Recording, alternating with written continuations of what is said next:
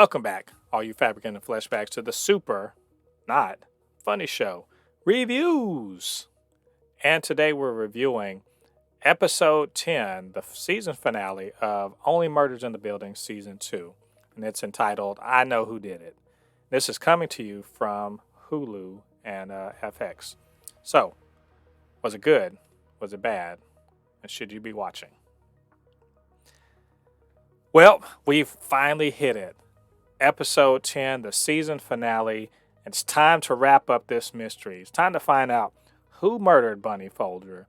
And at the end of last episode, big revelations. Detective Krebs is a piece of crap. And he is, he's in a relationship with the person who orchestrated the murder that started off this whole season and in fact was trying to frame Mabel for it. And so now we know who they're aiming at. Cinda Canning. She's the mastermind. And now it's time to put a plan in motion to get her to confess and everything, because why would you turn her into the cops? That's silly. Why do that when instead you can use your murder podcast and pump that up? So what we get is the trio trying to get Poppy White, who of course we know has been kind of going by a different name.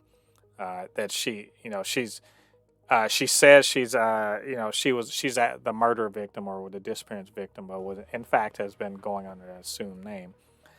And so at the end of all of this, to get her help to figure out how they can get Cinda to give a confession, how they can push her buttons to give a confession, so that of course they can, it's obviously it's going to be some theatrical, situation.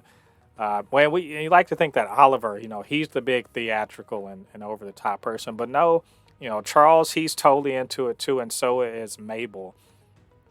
And so what we get, and the great thing about this is that this truly is this episode, which I think was really awesome, a great way to end the season. But what's great about it is it's all it's all thriller.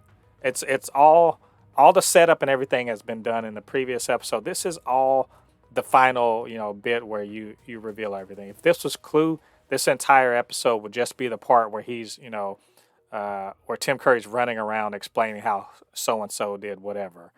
This is, but it's a beautiful little setup where they stage a like legit Agatha Christie killer reveal bit.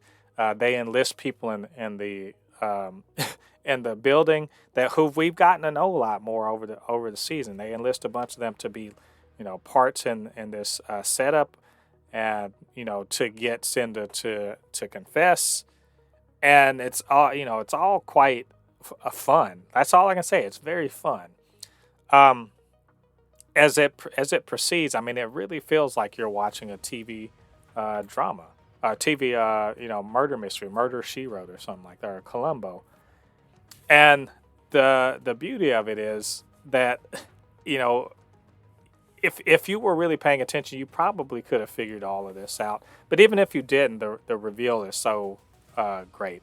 And I'm just going to do a little bit of spoilers because it's hard to talk about this without doing spoilers. Again, really like this episode. It was a great ending to a great season. But the reveal of Cinda not being the actual killer, but that in fact Poppy, was the actual killer, and all of the clues that really kind of pointed to it. One thing I will say is that at least this time, the clues weren't, completely opaque.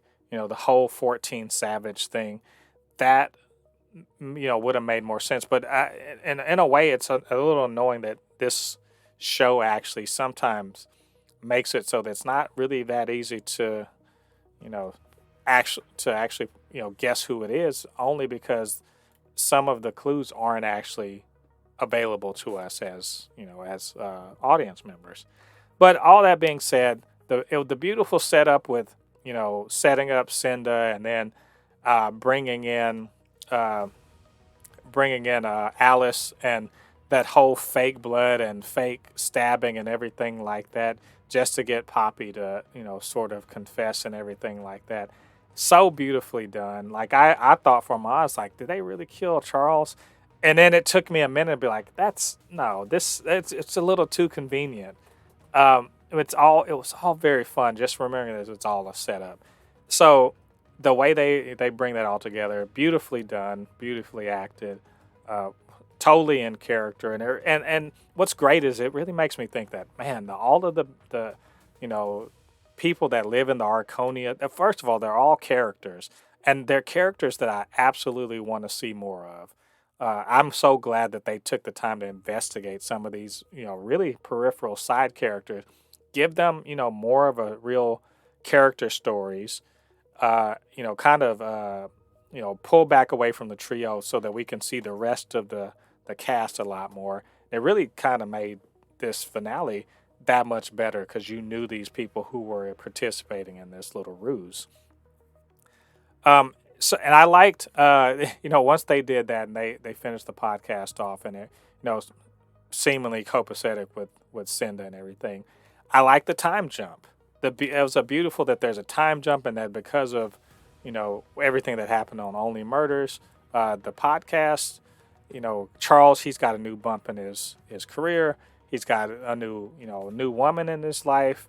You got, we don't know what happened with Alice, but that everyone, Mabel's just like, I'm glad there's just been no murder all year.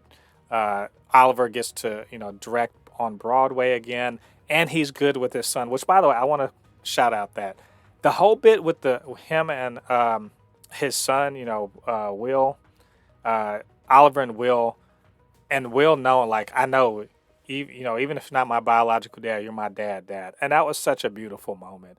I love that it's like it doesn't matter. You are my dad. And it just kind of put that thing to rest. Like if that was going to be an issue that he was going to have to keep secret. Really, really like that. Great character moment there.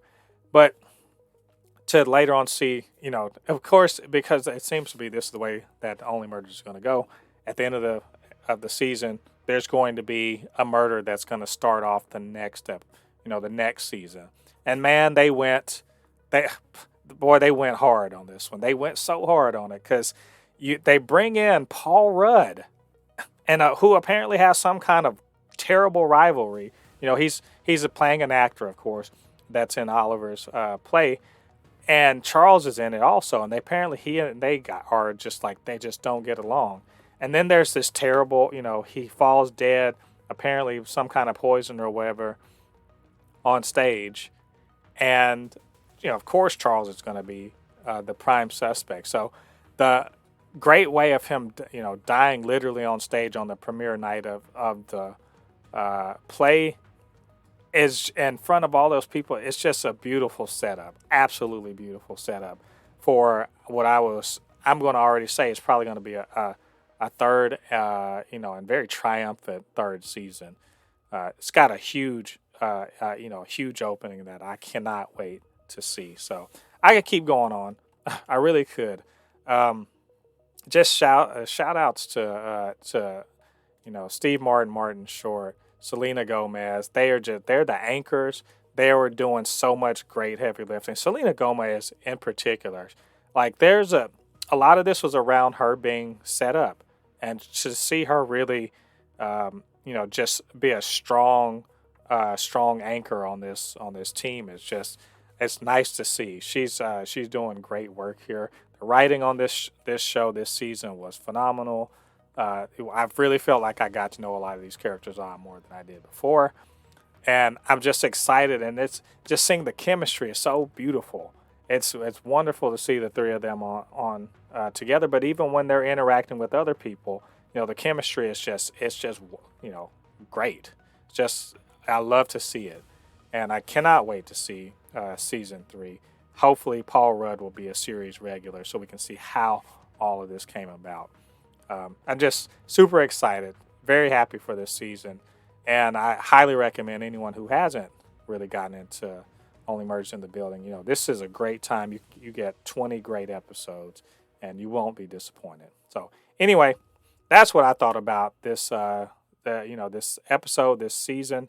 And what did you guys think about it? What did you guys think about what I had to say? Get down to the comment section. Let me know your thoughts. Of course, you can always hit me up, supernotfunnyshow@gmail.com, or at supernotfunnys1 on Twitter. All right, all you Fabricans and Fleshbags, thanks for joining me. Check out the channel for even more things, more reviews in the future. Hit that like button, subscribe, all that good stuff. Show some love. Until then, I've been Mo De Poupée, your resident fabricant and comic extraordinaire on all things pop culture. And I'll see you guys on the other side of the thread. Peace.